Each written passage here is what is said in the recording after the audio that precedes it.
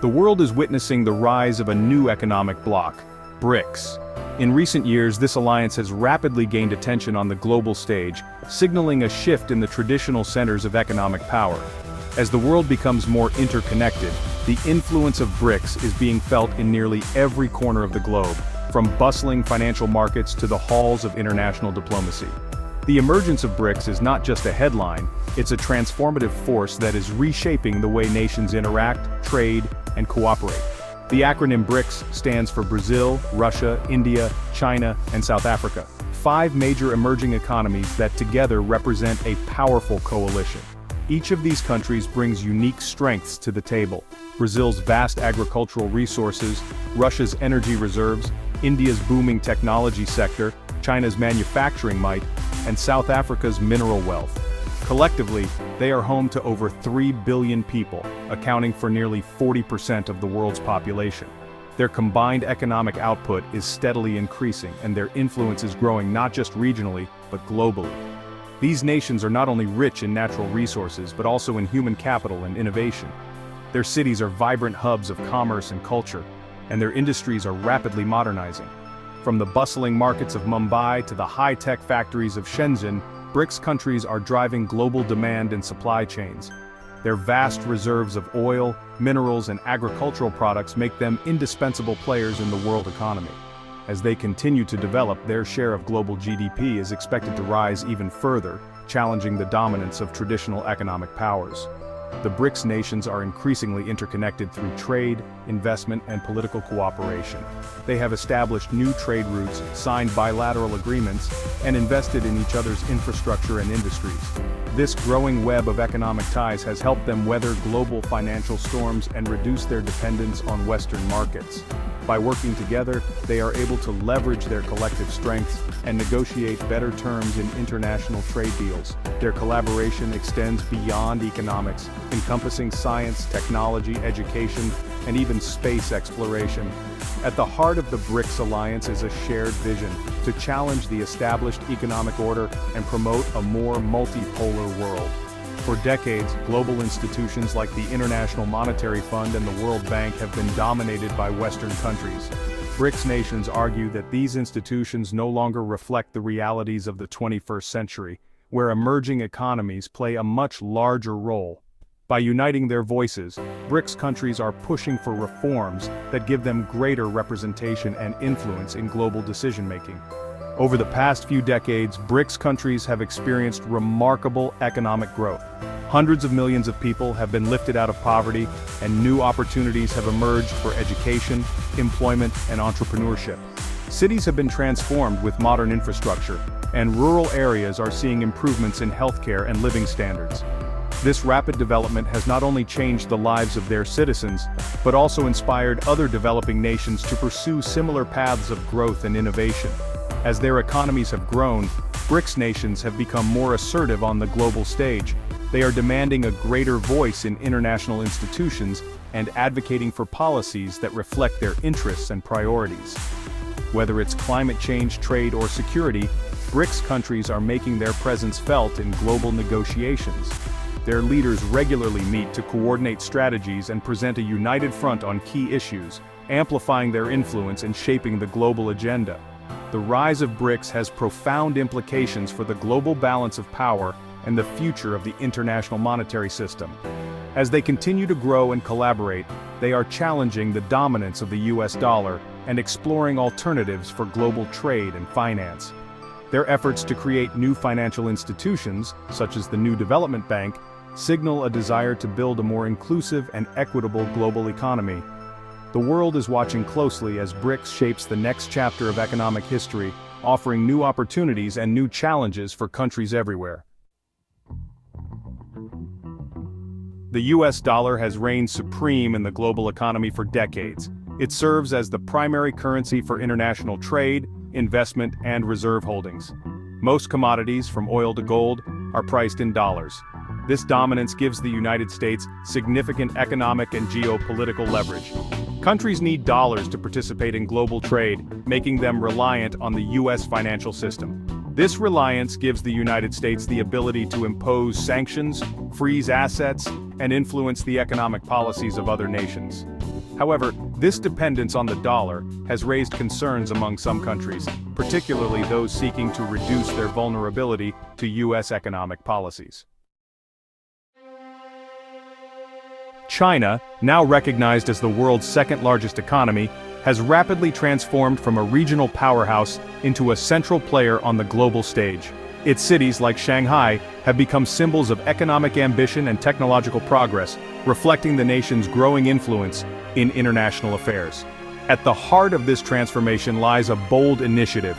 China is leading a determined effort to challenge the long-standing dominance of the US dollar in global finance. For decades, the dollar has been the world's primary reserve currency, underpinning international trade, investment, and economic stability. But as China's economic clout has expanded, so too has its desire to reshape the financial order to better reflect its own interests and aspirations. Chinese policymakers and business leaders increasingly envision a world where the yuan, also known as the renminbi, plays a much larger role in cross-border transactions. They see this as a natural progression, given China's status as a major trading nation and its deepening connections with markets across Asia, Africa, and beyond. The push for a more prominent yuan is not just about prestige, it's about practical benefits, such as reducing transaction costs and insulating the Chinese economy from external shocks. Beijing views the current global financial system, dominated by the dollar and Western-led institutions like the International Monetary Fund and World Bank, as increasingly outdated and at times disadvantageous to its own interests. Chinese officials argue that this system gives the United States disproportionate influence over global finance, allowing it to impose sanctions or exert pressure on other countries, including China, whenever political tensions arise. In response, China has taken concrete steps to reduce its reliance on the dollar. This includes encouraging businesses to settle international trade deals in yuan, signing currency swap agreements with dozens of countries, and gradually opening up its financial markets to foreign investors. These efforts are designed to make the yuan more attractive and accessible for global use. Promoting the yuan as a global currency is a central pillar of China's strategy. The government has invested heavily in digital currency technology, launching the digital yuan to facilitate faster, more secure international payments. By leveraging its technological advancements, China hopes to leapfrog traditional banking systems and set new standards for global finance. Beyond currency promotion, China is also working to establish alternative financial institutions that operate independently of the Western-dominated system. Organizations like the Asian Infrastructure Investment Bank and its active participation in the BRICS alliance are part of a broader effort to create new platforms for international cooperation and development, where emerging economies have a greater voice. This ambition is deeply rooted in both economic and geopolitical considerations. By building a parallel financial architecture, China aims to reduce its vulnerability to external pressures and assert greater control over its economic destiny. It also seeks to strengthen ties with other countries that share its vision for a more multipolar world order. By reducing its dependence on the dollar, China hopes to shield itself from potential U.S. economic pressures such as sanctions or restrictions on access to global financial networks. This is especially important as trade tensions and strategic competition between the two superpowers continue to intensify. Ultimately, China's efforts to challenge the dollar's supremacy are about creating a more level playing field in global trade and finance. By promoting the yuan and building new institutions, China is not only advancing its own interests, but also offering an alternative vision for the future of the international financial system, one that is more inclusive, diverse, and reflective of the world's shifting economic landscape.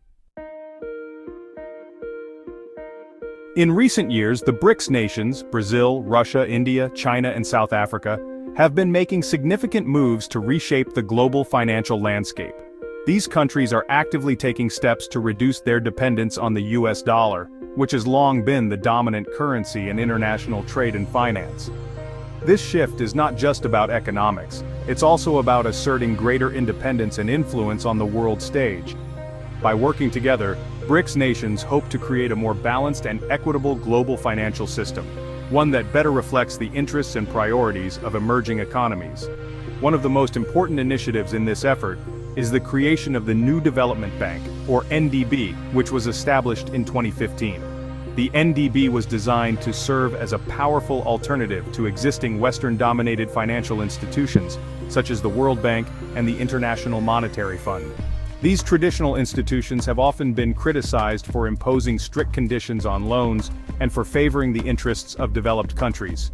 In contrast, the new development bank aims to provide emerging economies with more flexible and accessible funding options. The NDB's primary mission is to finance infrastructure and sustainable development projects across its member countries and other emerging markets. By offering loans and financial support for projects like roads, bridges, energy plants, and digital infrastructure, the bank helps these nations accelerate their economic growth and improve the quality of life for their citizens. Importantly, the NDB allows its members to access funding without being tied to the US dollar, giving them greater control over their financial futures. This alternative source of funding is especially valuable for countries that have historically struggled to secure investment on favorable terms. By pooling their resources and expertise, BRICS nations are able to support each other's development goals and reduce their vulnerability to external economic pressures. The NDB is just one example of how these countries are working together to build a more resilient and inclusive financial system.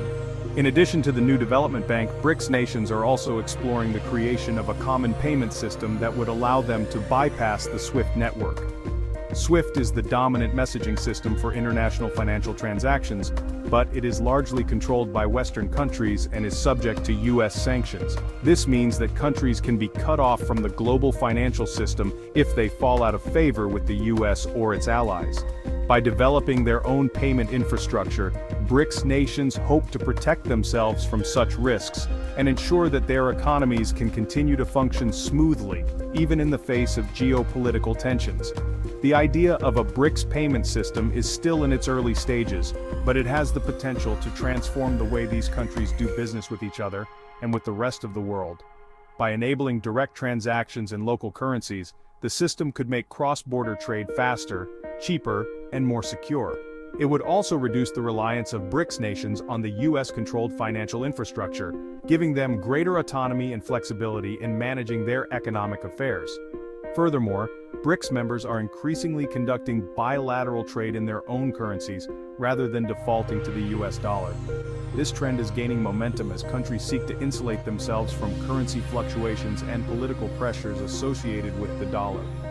By settling trade in Yuan, rupees, rubles, reals, and rand, BRICS nations are not only strengthening their own currencies, but also signaling their commitment to a more multipolar world. As these efforts continue to evolve, the global financial system may become more diverse, resilient, and representative of the world's emerging economic powers.